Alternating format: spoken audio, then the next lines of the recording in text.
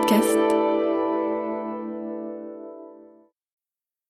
La radiodiffusion télévision française présente Les aventures de Tintin d'après Hergé, feuilleton de Nicole Strauss et Jacques Langeais, musique originale de Vincent Vial, réalisation Jean-Jacques Vierne. Ce soir, le trésor de Rackham le Rouge, 20e épisode. L'expédition Sirius est de retour en Europe. Elle n'a pas atteint son but et le trésor de Rackham le Rouge gît toujours quelque part dans le monde. Aussitôt arrivé au port, le professeur Tournesol est rentré chez lui pour reprendre ses chères études. Les Dupont, eux, avant de quitter le capitaine, lui font part de leur intention d'aller se reposer à la campagne chez un fermier de leurs amis. Quelques jours plus tard, ils sont en pleine nature, dans une ferme prospère. Autour d'eux, les poules caquettent, les cochons grognent, les moutons bêlent, les chevaux hennissent, et le fumier embaume. Mais la campagne après la mer, c'est excellent pour la santé. Oh là là. J'en peux plus, moi. Oh, tu parles d'une partie de campagne. Hein. Ah bah, Oh. nous qui voulions nous reposer. Ouais. Eh ben, si tu veux mon avis, on a dû se tromper d'adresse. Hein. Quel spectacle, mes amis! Sous un hangar, les Dupont en bras de chemise, chapeau melon sur la tête. Chacun d'eux tourne la grande roue d'un concasseur d'avoine. Et il transpire, et il gèle, et il souffle. Ah, il n'y a plus de justice, Dupont. Allons. Pas de propos sacrilèges, Dupont. Enfin, avoir quitté la pompe qui alimentait le scaphandre pour retrouver une machine à éplucher l'avoine qui fait la même musique et donne les mêmes ampoules, c'est pas juste. Allez, du courage, va. On a presque fini. Regarde, le temps est tout petit maintenant. Allez, pompon. Tournant, veux-je dire. Tournant, Alors les gars, ça va-t-il? fait chaud, tu sais. Oh oui, puis il fait lourd aussi. Puis c'est dur à tourner ta machine. Oh mon Dieu, vous êtes bien des gars de la ville. Va vous montrer, vous allez voir. Nous, on n'a pas l'habitude, pas. Oui, à vrai dire, Auguste, on était plutôt venus pour... Mais vous allez vous y faire. Regardez, hein. Dites donc, c'est pas une belle machine ça? Elle marche quasiment toute seule, mon Dieu. toute seule. Faut l'aider quand même. Oh, l'exercice c'est la santé. C'est que, justement, de l'exercice, on en a fait depuis pas mal, hein. Oui, tu sais, Auguste, l'expédition... Expédition. Bon, vous dire une chose, c'est pas du travail ça, mon Dieu. C'est une croisière, quasiment un truc de fainéant. Oh, Auguste, tu nous as appelés fainéants? Oh, bah, quoi donc? C'était pour rigoler, les gars. Hein? Et vous étiez des fainéants. Vous aurez pas invité. Hein? Eh ben, tu es bien bon, Auguste. Et tu nous gâtes. Oh, bah, un ami, c'est un ami.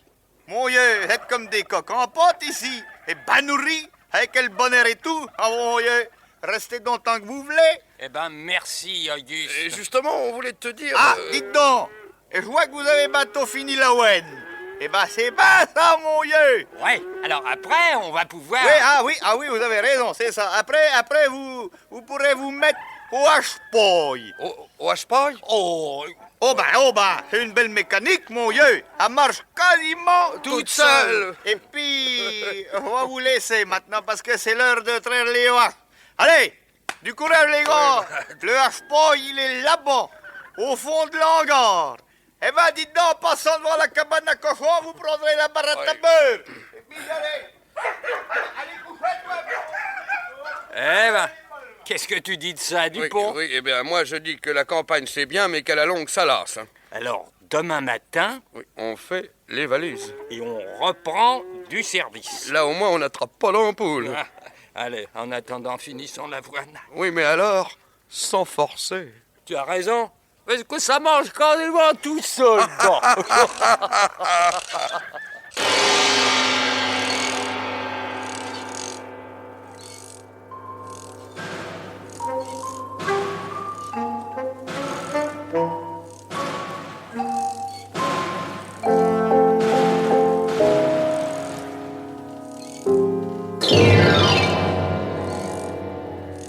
Laissons les Dupont à leur petit complot et fermons les yeux pour ne pas voir ce départ qui ressemble plutôt à une évasion. Après tout, ils ont peut-être des circonstances atténuantes, ces pauvres policiers.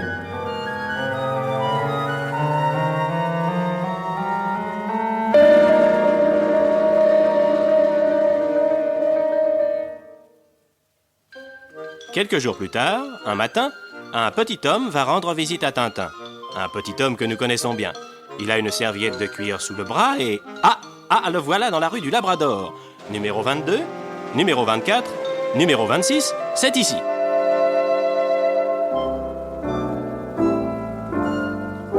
D'un pas guilleret, il monte l'escalier et arrive devant la porte du jeune reporter.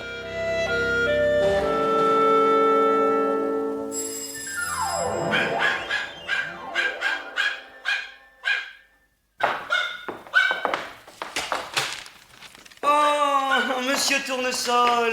Alors, bonjour, cher ami. Quel bon vent vous amène. Ah, mais, pas mal, merci. Et vous? Je suis venu vous apporter les parchemins.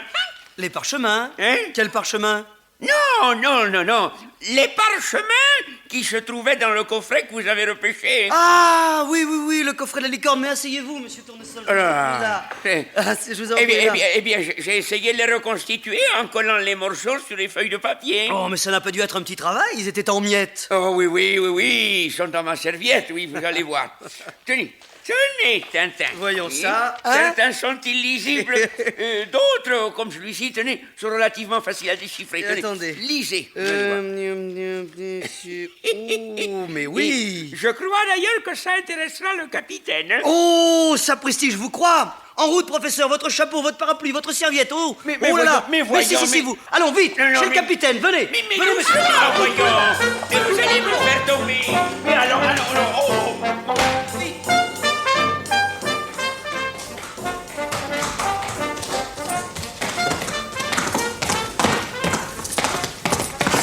Au pas de course, nos trois amis se précipitent chez le capitaine Haddock. À peine arrivé et encore essoufflé, Tintin sort de la serviette de Tournesol une feuille de papier et la fait lire au capitaine. Celui-ci n'en revient pas. Capitaine, une découverte sensationnelle. Tonnerre de Brest. Tenez, lisez, vite, lisez. Oui. Louis, par la grâce de Dieu, Oui. roi de France, voulant récompenser les grands mérites de notre cher et aimé François Chevalier de Haddock. Oh, ça alors. Oui, mais c'est surtout la suite. Lisez la suite, vite. Oui, voyons. Oh, tonnerre de Brest, je ne rêve pas. Lieutenant de notre marine, lui baillons et délaissons notre château des Moulinettes avec toutes les dépendances. Hein? Oh, mille sabords. Le château de mes ancêtres. C'est inouï. Et ce n'est pas tout. Jetez un coup d'œil sur ce journal, Tintin, oui, en première page. Voyons. Oh. Vente publique et forcée du château des Moulinettes. Qu'en pensez-vous? Ce que j'en pense, c'est tout simple. Le château de vos ancêtres est à vendre, il faut le racheter. Le racheter, mais comment? Vous vendez votre vieille demeure campagnarde et de cette façon, Mais vous je n'en pouvez... tirerai pas suffisamment. Oh, tonnerre de Brest, comment faire? Mais moi, capitaine, je peux vous tirer d'affaire. Hein? Le gouvernement vient de m'acheter très cher le brevet de mon petit submersible. Mais je ne vois pas. Mais c'est grâce à vous que j'ai pu l'expérimenter et le perfectionner. À mon tour de vous rendre service.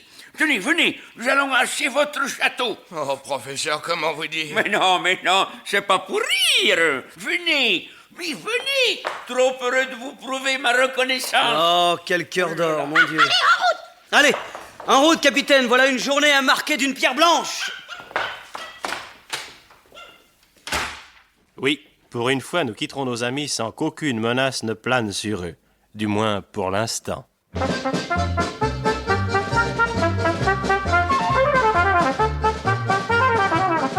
Les aventures de Tintin, d'après Hergé, un feuilleton radiophonique de Nicole Strauss et Jacques Langer, avec Maurice Sarfati, Tintin, Jacques Illing, le capitaine Haddock, Jean Carmet, Dupont, ONT, Jean Bélanger, Dupont, OND, Jacques Dufilot, le professeur Tournesol, Maurice Biraud, le fermier, et Milou. Prise de son Francis Granal, bruitage et effets sonores Joël Noël, musique originale de Vincent Vial, assistante Michel Pietri, réalisation Jean-Jacques Vierne.